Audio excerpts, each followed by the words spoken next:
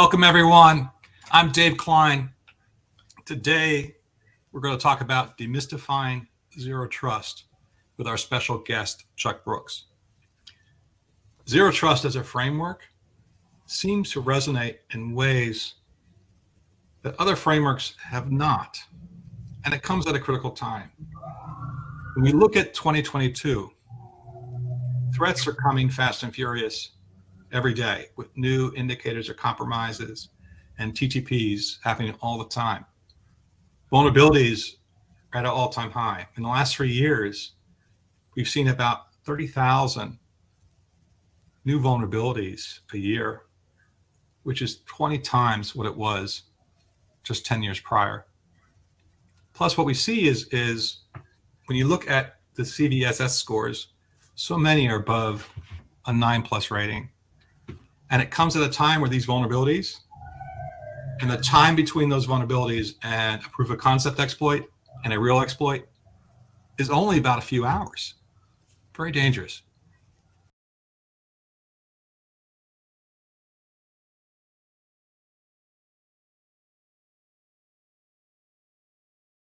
It also comes at a time where we see a lot of enterprise drift, where the ability for IT to accelerate innovation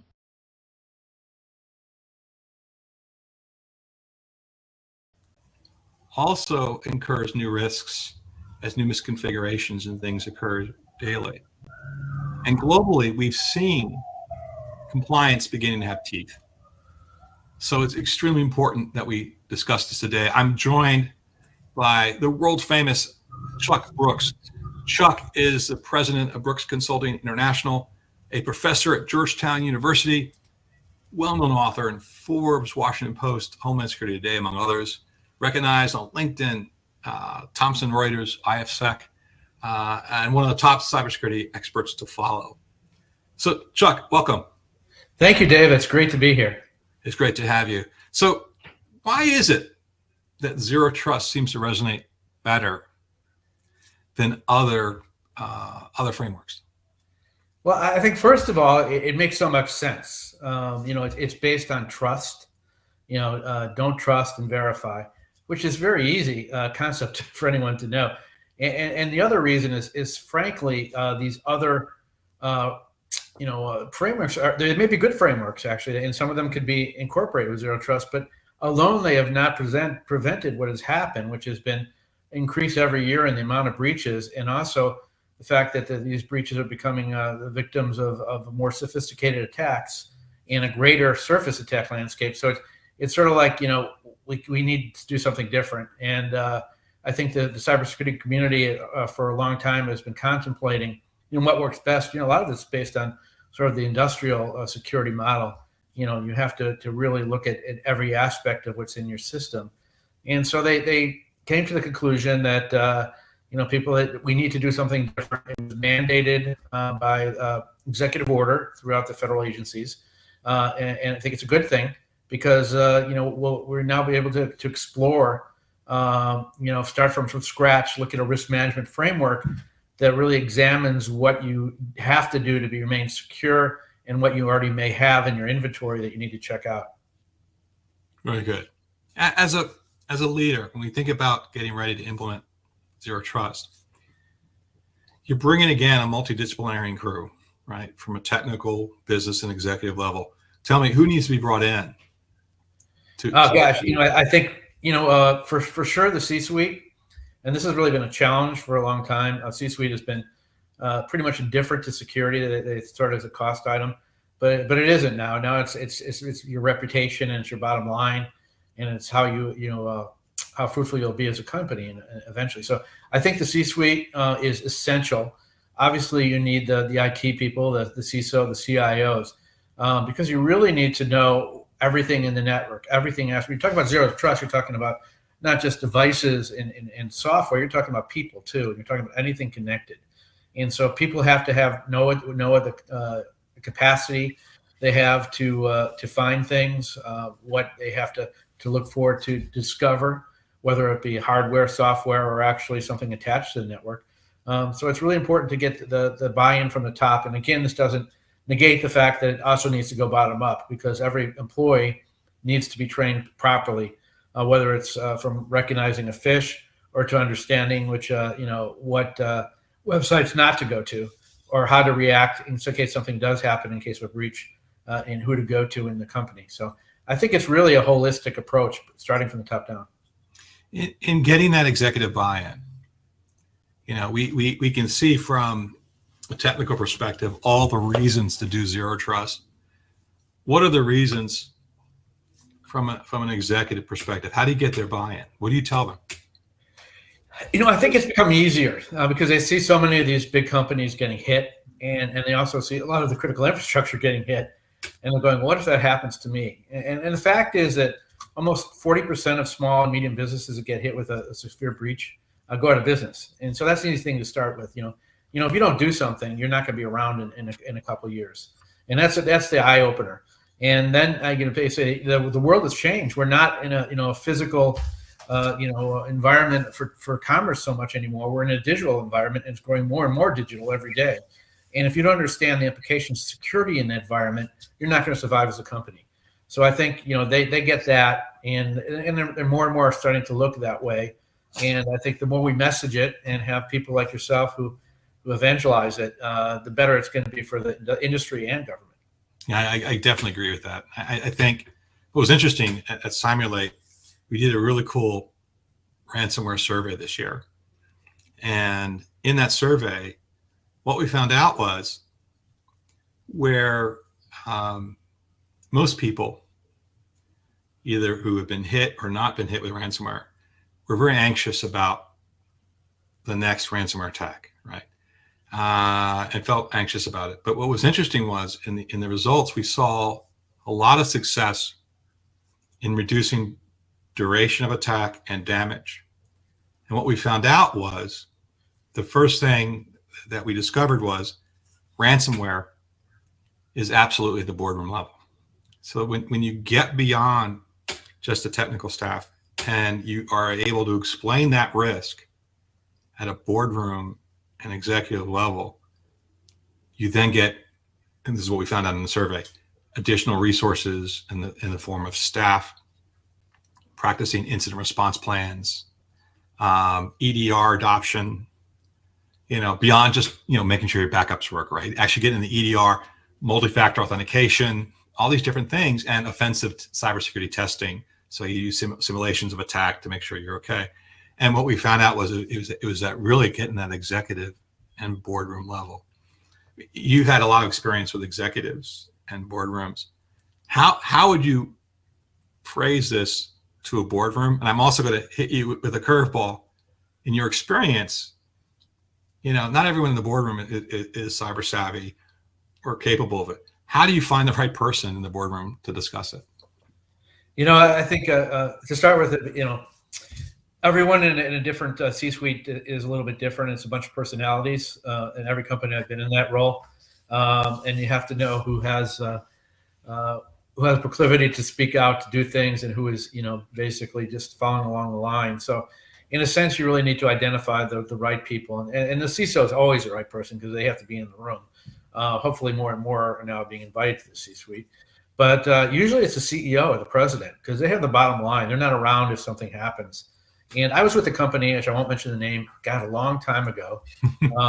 And the first day of work there, we found out that all of our data was stolen. Somebody accidentally, administrator went on vacation and left the back door open. China got all the data. It was a defense aerospace company. And next thing we know, the FBI is there, and et cetera. And this is a while ago, so they've been doing this, for 2 decades. And so I think, I think I write a lot in Forbes, and I tend to use scare tactics, just like you mentioned, the ransomware, because you have to get people's attention. And there's so many different competing things going on in their mind, about sales, marketing, the bottom line revenues, et cetera. But they don't tend to recognize the fact that the stats are showing that, you're likely to get hit. Every company is going to be a denial of distributed service attack. It could be a ransomware attack, like you say, more and more prevalent because they can get paid now and not get caught with cryptocurrency. So I think you got to use the scare tactics, unfortunately, But they're real. They're not even, people say, well, sensationalism, but it's not sensationalism. There really is that many breaches. You said there really is that much downtime, and you don't really know it's already in your system. That's the other thing with right. And that's again another reason why zero trust is so important. Who's around laterally. So if you don't go back and start from the beginning and look at what's in there, you're not going to find out if you're already corrupted. So all these things are really conversational things you have with the CEO or the president and say, you need to do this. And I think there's more and more tendency for them to listen now than it was in the past. And I think it's just that it's really from them just reading the news. Yeah, agreed, and also not wanting to be in the news. Yeah, not wanting to be in the news, more important. You and I have been around this field for such a long time. And by the way, I have no hair left, and you have all your hair. Fair? That's not fair. Yeah. Yeah. Well, we both have gray beards, so we do have gray beards. Yeah, and I think you're dead on. And I think what's amazing is in looking at zero trust from the fact of don't trust, verify, and the idea of some of the main tenets, identity, segmentation, going from a perimeter-based approach to thorough across the entire workloads. It's critical. And you think about things like least privilege and multi-factor authentication. And you look at Cymulate had us, we did an assessment of all our users, about 1 million offensive tests in 2021. And what we found was, you look at the tenets of identity, access management, and zero trust, and we found that the number one way attackers were attacking and getting around things was people who were not using least privilege, right? When the standard user could pop a PowerShell, no standard user should pop a PowerShell. Yes. Even with elevated accounts, the idea of having an administrator who didn't have a separate account for making changes and stuff like that was a challenge. And then multi-factor authentication, right? The fact that just not taking the time to multi-factor authentication, which is a huge problem, right? And things like that. So the idea of zero trust really comes into play with these things. And on top of that, when I think about, when I started, I talk about threats, I talked about vulnerabilities, enterprise drift, and compliance having teeth. There are two more things I think that we've seen from 2020 to now in 2022 that are also coming to play. And I want to talk about that a bit. When we think about, for one, supply chain and third-party concerns. Our weakest link is often the fact that we're interconnected to our suppliers, our vendors, our customers. On top of that, number one business model and architecture model in IT is software as a service today. Right? So talk to me about zero trust from a supply chain and third-party perspective. Sure. I think a good example of the urgency of supply chain third party is really demonstrated by the government. The recent executive order, I think it was 14208, by the president, called for really examining supply chains as one of the components. And this came back, it's not new, for over 2 or 3 years now. I've been looking at, particularly DoD, the vulnerability of the supply chains, where they've experienced already issues with not just misconfigurations, but with nefarious attempts to infiltrate defense programs and steal and exfiltrate data, which has happened. So they realized from a national security perspective right away that's the point. And so then you really have to say, okay, you can't trust any. If you're a zero trust model, you can't trust anything, any vendor, any device, and you have to really authenticate it and authorize it as a process. So it forces you to go through the supply chain and coordinate with all your vendors, and it makes them meet minimum standards. That was originally the original intent of CMMC too, for right. The vendors have this basic cyber hygiene and supply chain knowledge, and still may happen. It's still in the process with DoD. But so I think we recognize it as a vulnerability, and it's an easiest vulnerability. The hackers are always go the easiest way in. That's just what they're going to do, and it's easy to find someone connected that doesn't have good security, that is part of the system, to infiltrate, take advantage of. It could be supply chain. It could be also through IoT devices, which is another way they do it, which is sort of supply chain anyway. So That's what they're doing. And so I think when you go back to this zero trust model and you implicitly don't trust anything, you have an opportunity to go through and examine what has happened. And what I like is that it really is based on a whole real principle of risk management. I think what some of the other risk management procedures lacked when you're talking about defense in depth and even security by design, which are really important, it didn't examine the whole. And what zero trust does, it examines the whole. So you have to go back to the beginning. And when you said exactly about simulations and testing, continuous diagnostics, that's where you start, because you don't know what's in your system. You don't know what gaps you have. You don't know what behavioral issues there might be if it's an insider threat, as you mentioned earlier. You need to really discover that and develop a baseline. And once you develop a baseline, you can develop a risk management profile and a plan, build from that plan. And you continually test it and update it.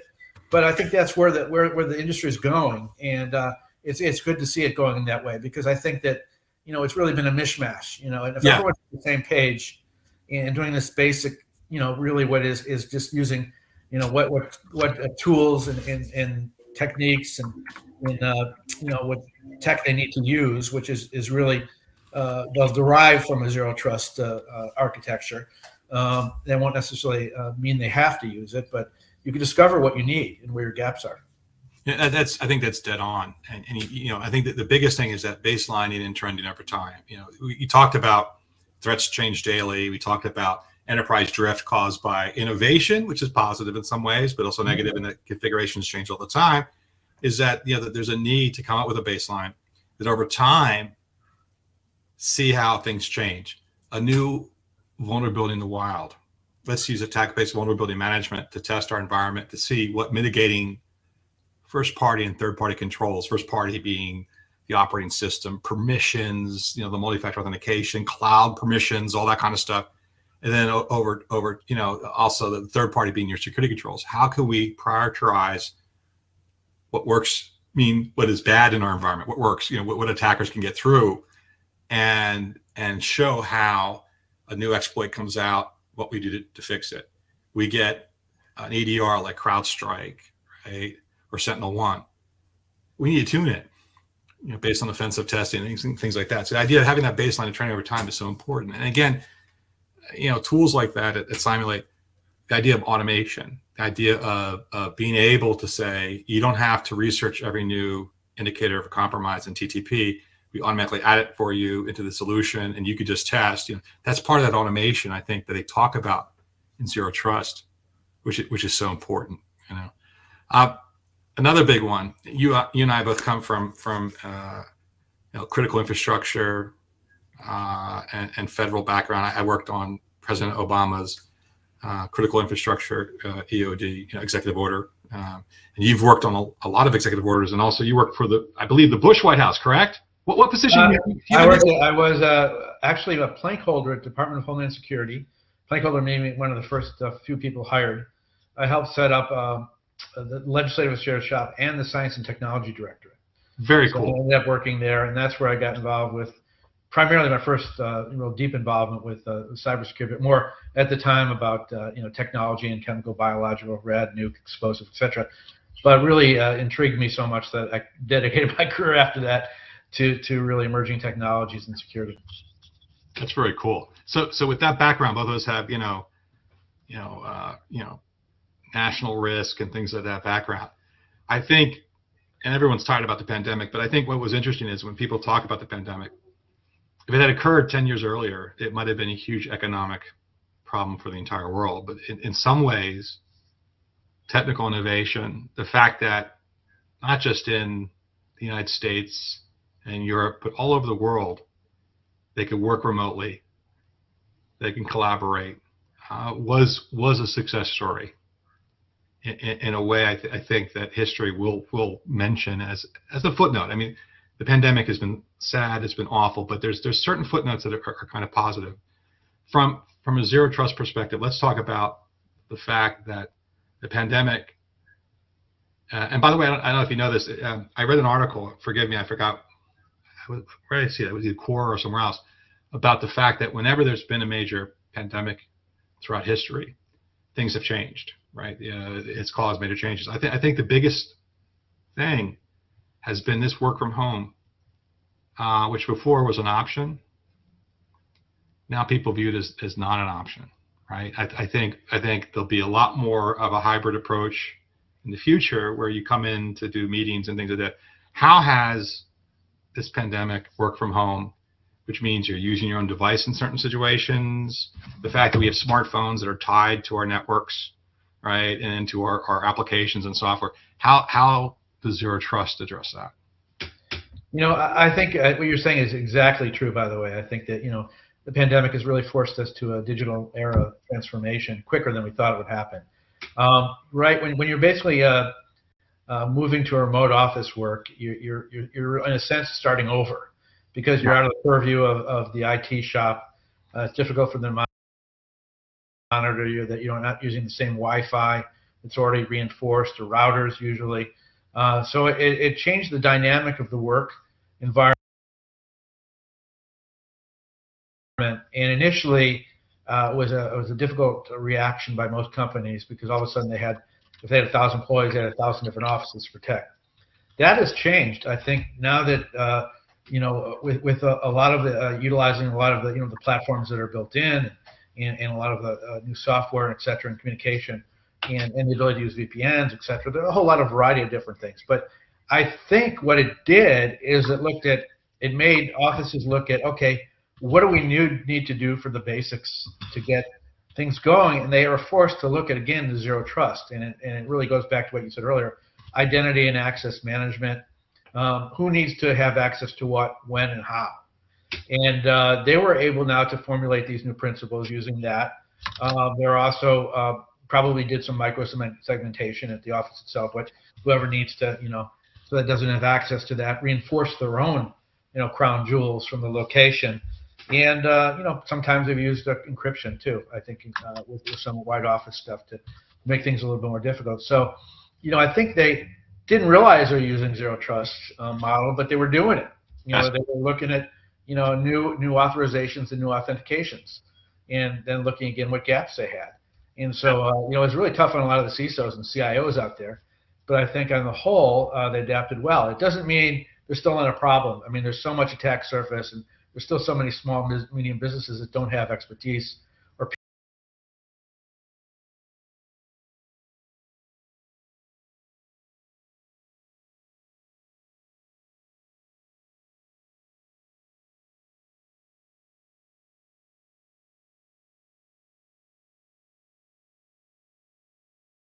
people to support that and have it. So there's still a lot of targets out there for hackers. But I think Absolutely. on the whole, it made an improvement. I agree with that. I think, I remember Chase Cunningham, our buddy Chase Cunningham, Dr. Yes. Zero Trust, Dr. Zero Trust. I love that guy. Yeah. And he would do hashtags, kill the password, kill the VPN. And, Yeah. and the idea of, the fact is, having a VPN that then puts you right on the network with every other thing in the world, including the data center, is just not acceptable anymore. And the idea of identity access management, least privileges, multi-factor authentication, but then getting into microsegmentation, getting into SASE, right? It is truly the comprehensive way to do end-to-end and allow this to become the way to do it in the future, right? I think that's a critical key. Zero Trust, pandemic means Zero Trust has to succeed. Exactly. Yeah, you say it's really more of a decentralized model. Yeah. Which means that you don't have everything connected. It's good. That, right. For you, that you're not going to get everything stolen. But right. I think. But again, it's all the different components that go into it. As we talked about earlier, that Zero Trust is a framework. So it involves looking at everything. Your devices, your software, your plans, your incident management, everything. For me too, I think the other thing, Chuck, that is kind of important is for other frameworks, and I'm not downplaying them, but the idea were kind of complicated. They also didn't have an action plan. And I think that the beauty of Zero Trust is the concept of identify your maturity level currently, right? Yes. Where are you starting at? 1 through 5? I think it's 1 through 5. I think it's 1 through 5 is the maturity level. Forgive me if I'm wrong, but the idea is that there's a maturity level, and then okay, where do you want to go? Right, get that team together, right, and then here's the steps to work through those stages of maturity. which I think is kind of important. Being prescriptive like that, I think, makes a big difference. Absolutely. And that's important. And also, I think from a technical perspective, the simple thing it needs to have, that Zero Trust seems to have is, it's transparent to end users when it works right. Security as an enabler, so no performance hits for enabling security. It needs to be ubiquitous, comprehensive across, the entire infrastructure, which includes cloud, premises, endpoints, all that kind of stuff, servers, all that kind of stuff, workloads. And it has to be automated, right? Which is the big thing that we had talked about earlier. It has to be able to be adopted. So that's like the success criteria from a technical perspective that makes Zero Trust successful. Talk to me from a business and risk management perspective. What makes it successful? From a business management, it's really, you don't see what's on the inside there. All the elements you mentioned, you want to have all those milestones met. And certainly the automation is a big element of that now because of what we were talking about, the lack of qualified cyber experts out there, and also the volume of attacks coming from a lot of different actors. But so I think from a business side, you really want to know and let your employees know that you're formulating a policy and a plan to fortify from a security perspective the company, and that if something does happen, because nothing's invulnerable, you also have another plan to deal with it, to make sure that there's the right incident response, the right people are knowing how to talk about it, and and where to go if it's a state actor that you might want to coordinate with law enforcement. So I think it's assurance really for business, really to have that peace of mind. And the other aspect, which we keep mentioning, is really it's not static. It's continually morphing, and you got to continually do this. So I think really that's where you go back to the simulation and all the testing. You need to continually do that because it's changing. The threats change, as we know. I mean, ransomware is now being packaged with artificial intelligence. So how do you defeat that? What's out there?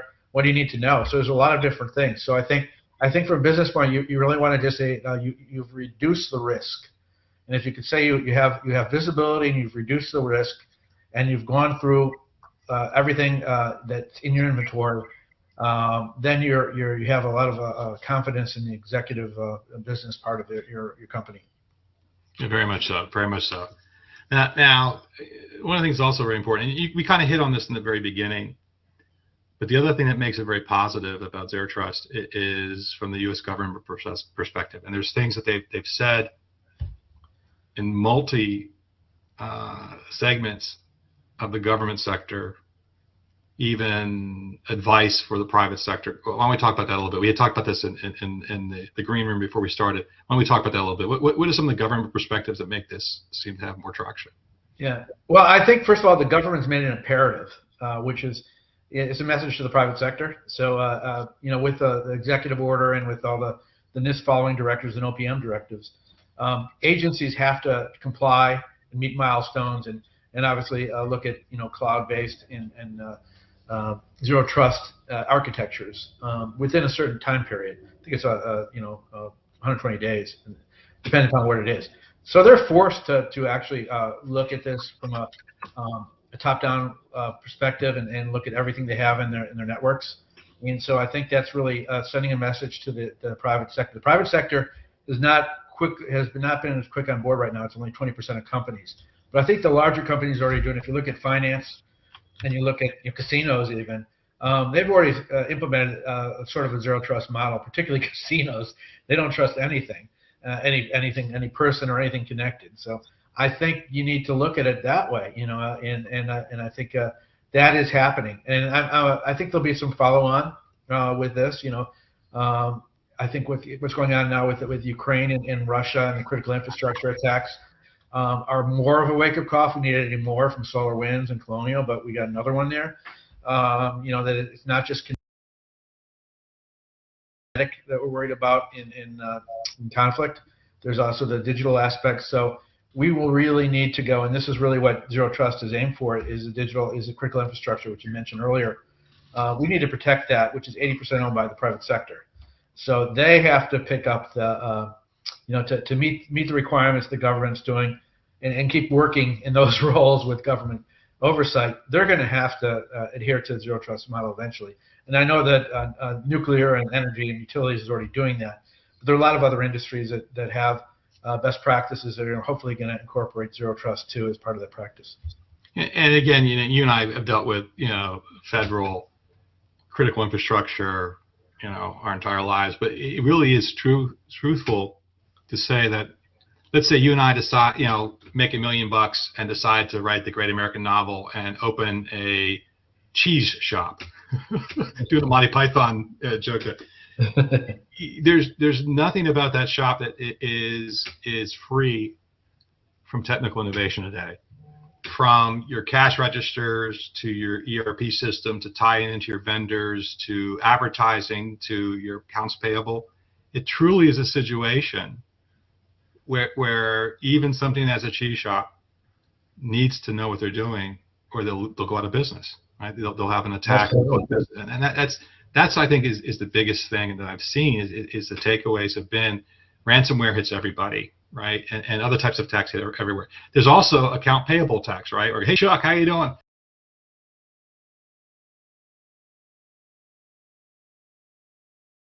We changed our account online. Could you change the payment to this one, right? That kind of stuff. There's all these type of attacks that are hitting everything from a mom and pop store to a Fortune 50, right? I think that's critical. Back to the idea of the federal lead. You talk about being a leader in zero trust. I talked to Christopher Burgess when we did a ransomware survey last year, and I talked about and his background, by the way, is phenomenal. 25-year veteran of the CIA, an insider threat expert, and a Russia expert. And we talked about ransomware and the Russian gangs, and they're not necessarily related to the government. Yes, they are, and the different things. But the biggest thing I think that we see this leadership in zero trust, it also resonates through to the private sector, and that I see federal agencies now having gone to more of we would recommend you do the following, to truly viewing the private sector as critical as the federal sector in protection and being proactive, not only in alerting and notifying and getting involved in engagements where attacks occur, but actually being offensive, doing things that the enterprise sector can't do, right? Being able to take down ransomware infrastructure, take down nation state attacks and their infrastructure, going after the money, right? Being able to, as you know, in the case of Colonial Pipeline, they were able to grab some of the cryptocurrency before it left the first wallet, and grab it before it left, right? To even in the current situation with Ukraine, with Russia, shutting down a few of the major ransomware gangs, right? And it seems to be there's some negotiation behind the scenes where they're really making a difference, which I think is really kind of cool and important. Yeah. You bring up some really interesting things. I mean, one is certainly that this is a global issue, and the second thing is that it really necessitates a public-private partnership to be successful in cybersecurity. Yeah. No matter what framework you're using, because the stakes are higher. But really, what you just said is that really the techniques and tools and capabilities of the hackers is so much more than it was in past years. And you have your state actors, of course, which primarily China, Russia, Iran, and North Korea. Are the major ones active there. But Russia is a little different, like you said, because they use a lot of criminal gangs that are loosely affiliated. But even these organized criminal gangs now they're like mafias. They're making tons of money. They have their own banks, and they're using automated tools for attack. They're getting stuff and sharing it on the dark web. So the threats are so much greater that it really is necessary for public sector and the private sector to coordinate and work together. To identify the threats, to know how to defeat the threats, and to implement the best tools and processes to be able to be more cyber secure. Absolutely, and that also includes offensive testing, which is what Cymulate does, right? The idea of absolutely, and that's really critical and key. So excellent. Well, Chuck, this has been totally awesome. I've thoroughly enjoyed this. I'm sure everyone else has as well. I really appreciate your time. This is terrific. Thanks so much. My pleasure. Thank you so much for having me. See you next time. Take care.